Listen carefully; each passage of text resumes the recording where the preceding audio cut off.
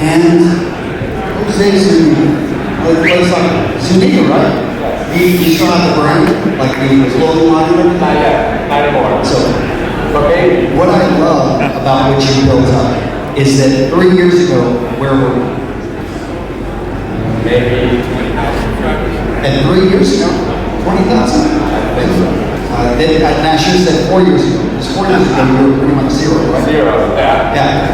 Maybe like 1,000 subscribers.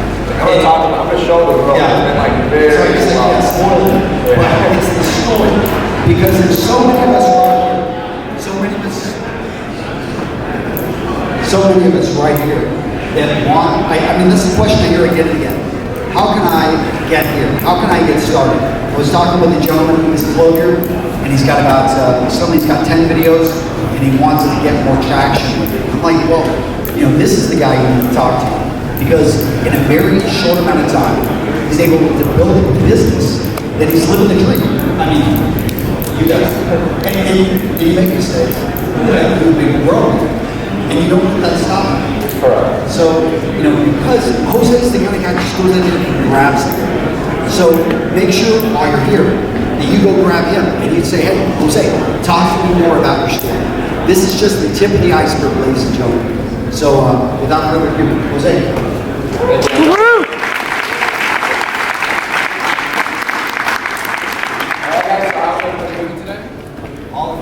Really amazing. Whoa, whoa, whoa. You good? Good? Okay. So like Antonio said today, what I wanted to talk about is YouTube. The test.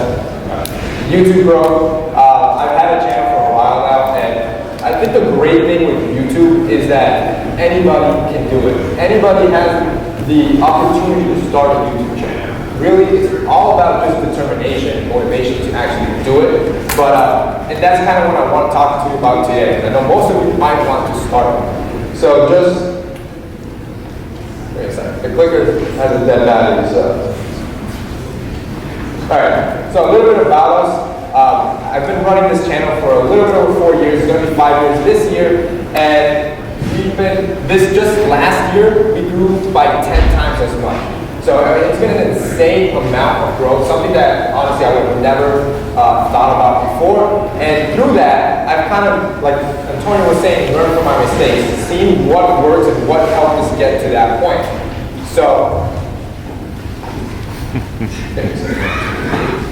as you can see, here are some stats. So last year when I came to StyleCon, which was around March of last year, we were at 54,000 subscribers. The other screenshot down below was about a week ago with almost 530,000 subscribers. So we grew about 10 times as much in around 11 months. And through that, we learned a couple of things of what I think really helped us propel our channel.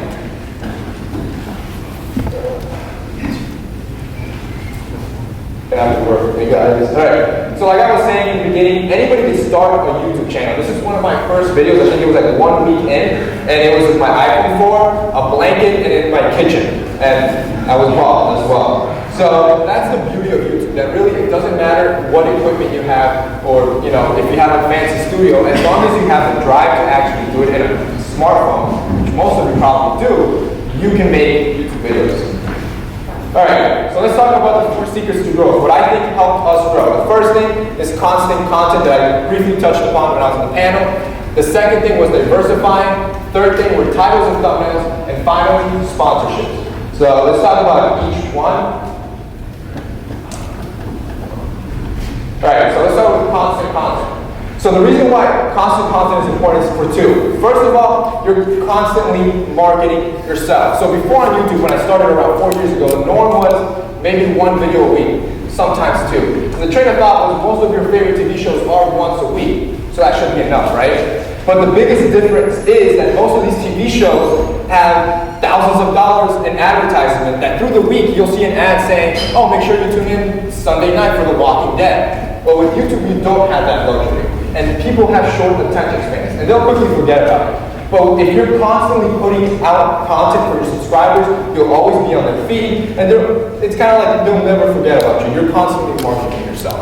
Now, a quick caveat to that is, again, like I said before, is that you want to provide value with this. You want to make sure that what you're putting out isn't just content for the sake of content. Because then it's just not valuable and your views are going to go down, your engagement goes down, and even if you grow, there is no point on having a large audience if nobody is watching. But if you're constantly providing value, you're going to be growing because people are going to be constantly sharing that, and YouTube's going to see that. YouTube's going to promote it through their algorithm, and that's how you slowly start growing. Now, another reason why this is very important is because you fulfill more search engine results. So what does this mean? Right now, we're sitting at about 500 videos to date. I think we're close to 500 videos. These are all different topics trying to help men in whatever aspect of life, whether it be skincare, hair, grooming, style, lifestyle, fitness. These are all different topics or search results that we could pop up on. These are things that men generally are always looking for help, looking for advice for, and we might have a video for that. So the more content that you can produce to help men, the more content that you can put out there, the more chances you have to fulfill search engine results. The more chances you have to grow and organically grow your audience, find new subscribers, people that like you because you're helping them. So those are probably the two biggest reasons why constant content is important. Now, the next thing that we did that definitely propelled our channel was diversifying. And you can diversify a couple ways here. So again, before the first 3 years of our channel, probably 99% of our content was strictly style content. So what happens is that you're marginalizing a lot of other men just talking about style. Your face isn't going to grow as much. So starting 2016, we broadened our horizons. We broadened the subject that we talked about. Still under the same mindset of helping men improve and become better, but now we were talking about lifestyle. We were talking about grooming, about hair, about relationship, and about fitness. All giving us new topics to talk about, growing our audience with different subscribers. So what the benefit from that is that, maybe we'll have a subscriber that loves our style, right? But could care less about our relationship and fitness advice. Or on the other hand, we could have somebody that loves, our hairstyle and grooming videos, but thinks our style sucks. Whatever the case may be, we're catering to different types of men, different types of likes, and that broadens our audience. And that's one of the best ways to grow your channel. Make sure that you don't stay stagnant with one thing. Well, you want to find something you're good at and kind of build on it. So something that, again, our initial goal with our channel, we like style, and you can tell from our brand, which is called Teaching Meets Fashion. But it was always to help men, become better, be their better selves. And we just found topics under that did that. Now, another way you can diversify your content is the way you deliver your content. So a lot of my content is on a great background, which is fine, and it looks amazing. But what we did in 2016 is kind of change that up a bit, found different ways to deliver the same content, to deliver it in a more entertaining format. So for example, we started something called the $100 Challenge, or $100 Style Challenge. It went across YouTube, and a lot of other influencers started doing it as well. So but what this did was that it allowed us to, again, show guys how you can dress well on a budget that I could have easily done on a great background, but instead I brought it to real life and reality, something that most people haven't done yet. So that was entertaining to our audience. So if you can diversify your content, both in the subject that you're talking about and how you deliver it, and there's various forms of that. You could also pick up vlogging, right? Or, I don't know, there's different forms of how you deliver your content, but if you can figure out how to diversify your content so you don't stay stagnant, you'll definitely grow because you'll appeal to more people. So, let's talk about the third thing.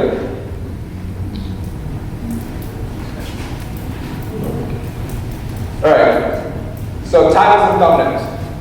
So Aaron kind of touched up on this when we were on our panel, but this is one of the most important things if you want views. This is the most important one, and what I believe creates a viral video. Titles and thumbnails are extremely important because this is what gets people to click. YouTube is super saturated nowadays with tons of different content from all over the place. So what is it that your video has that's going to get them to click as opposed to spending their 5 minutes in another video, right? And the easiest way to do that is with the thumbnail that you have and the title. How engaging can it be?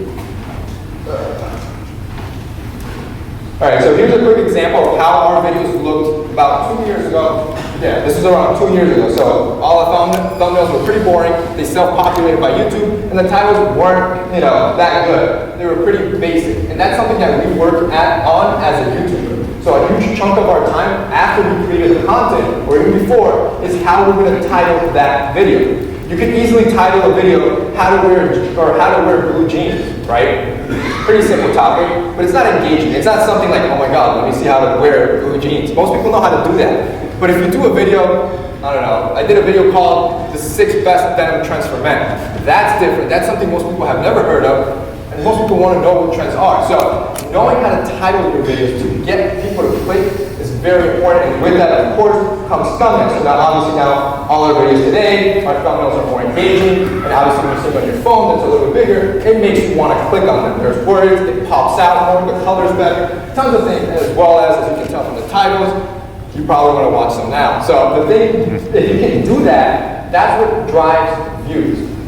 Now, why this is important? Because a huge chunk of our growth comes organically from YouTube and YouTube promoting our channel. So when you watch a video, you see a suggested video column on the side. A huge chunk of our growth comes from that and from being promoted on the home page. And YouTube does this through a lot of things, a lot of variables in their algorithm, but one of them is how many people are watching, which is what you want, the view count, how long are they watching for, and how long can you keep them on your channel.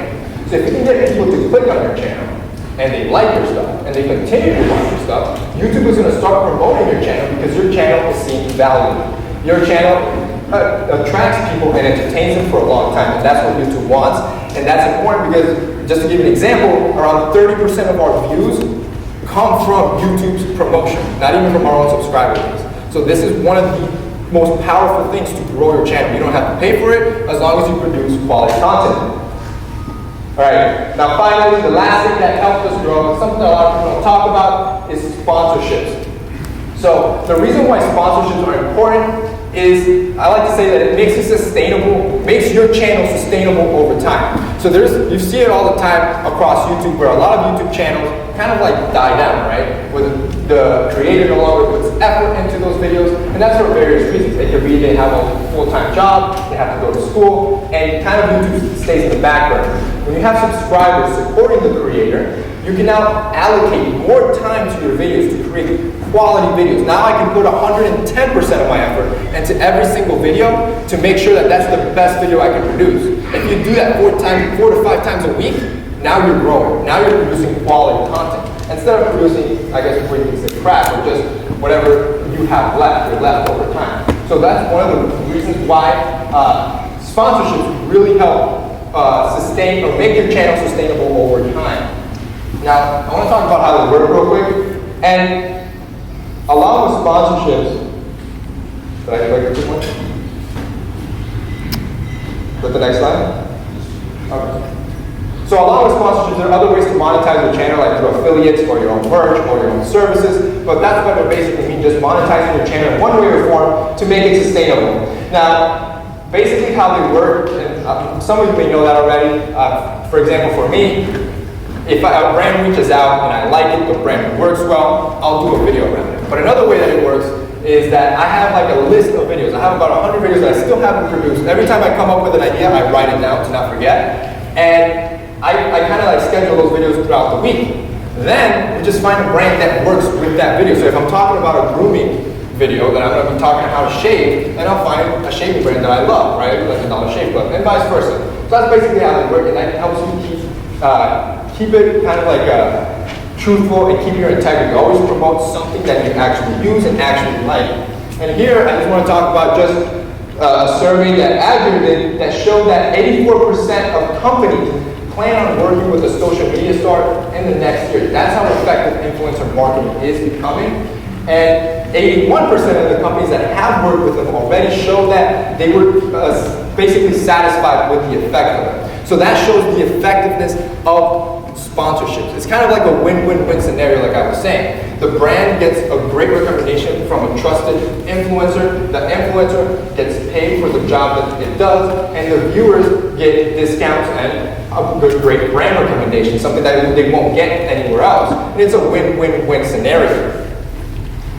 And then here it just shows that, again, how powerful the word of an influencer is. That it shows that 82% of people will likely follow the advice of an influencer. And this is why, again, it's very important to keep your integrity as you grow. Because the more you grow, the more responsibility you get, the more people look up to you.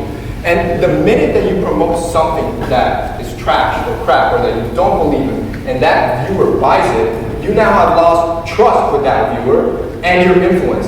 And as an influencer, that's everything. So the minute you lose your influence and your trust, you've lost everything. And that's why it's very important to be very careful with what you promote. But as long as it's brands that you believe in, it should be good. As you can see, it's very powerful. So that's it for me today. Any questions?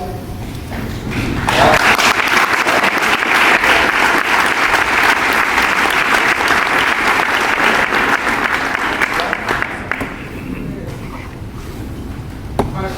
I know some of you guys have questions.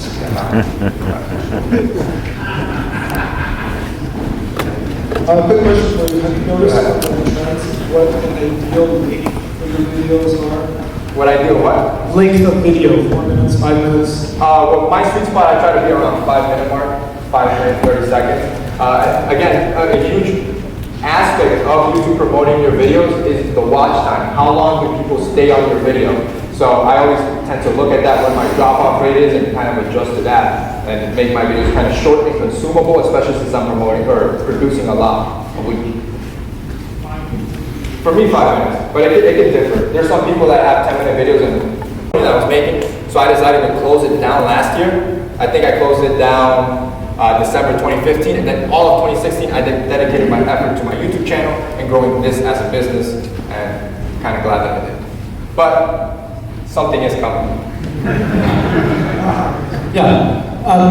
Just real quick on the sponsorship thing, just so I was clear. You'll use a product that doesn't necessarily, like Dollar Shave Club or something when you're doing, without the sponsorship? Is that the point you were making? Like if you did a video on men's grooming or shaving, Okay. would you say, if you had no sponsor for it, would you say I'm using, Dollar Shave Club or whatever? Yeah, I've done, you can see a couple of my sponsored videos. It depends on whatever it is that I'm using. Like one time I used a cleanser. It's like a Foreo. It was a black, it's like those scrubbing cleansers. And I used that for a video and I got a bunch of comments like, oh, and it was completely unsponsored. And funny thing is that company reached out to me like 2 months later if they wanted to do a sponsored video. So I have included products just that I use, just, genuinely. Yes. Have you ever experimented with paid promotion of your channel and content? I have not. No, everything has been organic, and it's like I said, if it's working, keep it up, right? So I'm keeping this up and see how it goes. Go ahead. Jose, so on the sponsorship, that's good. I know that based off of what I see, you have a good mix of sponsored videos and advice videos, but as far as it comes to videos, you say you have 100 ideas that you write down.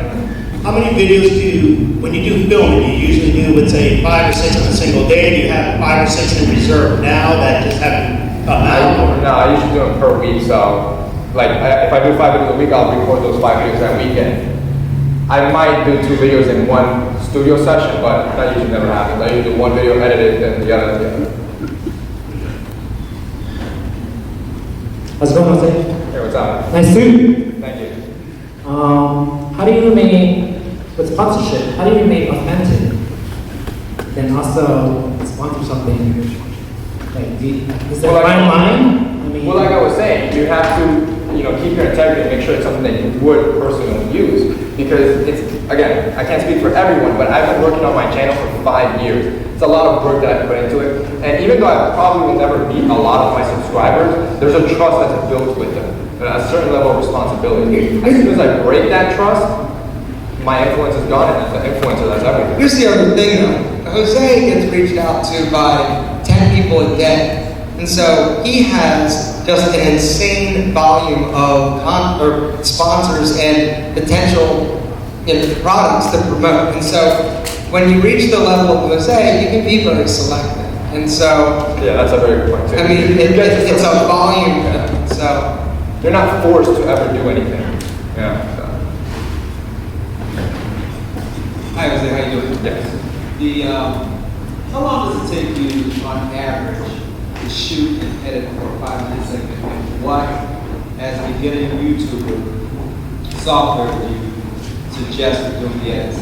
Okay, so the software I use Final Cut Pro, and I would say roughly around, it depends on the video, because like I said, I do a diverse amount of videos, but maybe 5 hours from idea creation, which is coming up what it is that I'm going to talk about, then I research it, the exact tip, make sure everything's factual, then I write like a small outline for when I shoot the video. I usually end up with like 20 minutes of raw footage, 20-30 minutes, then I shrink it down to 5 minutes and then upload it. So yeah, about 5 hours, give or take. Great, thanks a lot. Everybody, Jose Zuniga, give it up.